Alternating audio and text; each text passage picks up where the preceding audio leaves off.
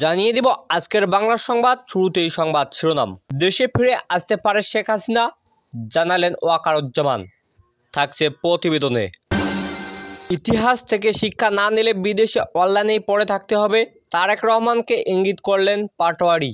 থাকছে প্রতিবেদনে। শেখ হাসিনার বিরুদ্ধে সাক্ষ্য গ্রহণ আগস্টের মধ্যেই শেষ হতে পারে, প্রসিকিউটর মিজানুর ইসলাম। থাকছে প্রতিবেদনে। এতক্ষণ শুনছিলেন সংবাদ শিরোনাম, এখন বিস্তারিত। ইতিহাস থেকে শিক্ষা না নিলে বিদেশের অনলাইনে পড়ে থাকতে হবে, তারেককে ইঙ্গিত করে পাটোয়ারি। জাতীয় নাগরিক পার্টির এনসিপির মুখ্য সমন্বয়ক নাসিরুদ্দিন পাটোয়ারি বিএনপির ভারপ্রাপ্ত চেয়ারম্যান তারেক রহমানের দিকে ইঙ্গিত করে বলেছেন, ইতিহাস থেকে শিক্ষা না নিলে বিদেশে অনলাইনেই পড়ে থাকতে হবে।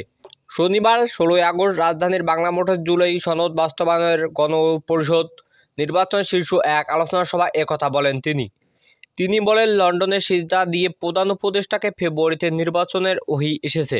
নির্বাচন হলে গণপরিষদ নির্বাচন আগে দিতে হবে। বর্তমান সংকটের একমাত্র পথ এটি। এনসিপি নতুন একটি সংবিধানের জন্য মাঠে নেমেছে। দলের আর এক মন্ত্রী হওয়ার সুযোগ থাকলেও তারা জনগণের লড়াই চালিয়ে যেতে চায়। এ সময় কোনো দুর্নীতির অভিযোগ প্রমাণিত হলে আর জনসম্মুখে আসলে তা বলে মন্তব্য করেন তিনি আরও বলেন, রাজনৈতিক দল বাদে জনগণের সঙ্গে জুলাই ঘোষণাপত্র করা উচিত ছিল। দেশের 60% মানুষ সংস্কার চায়।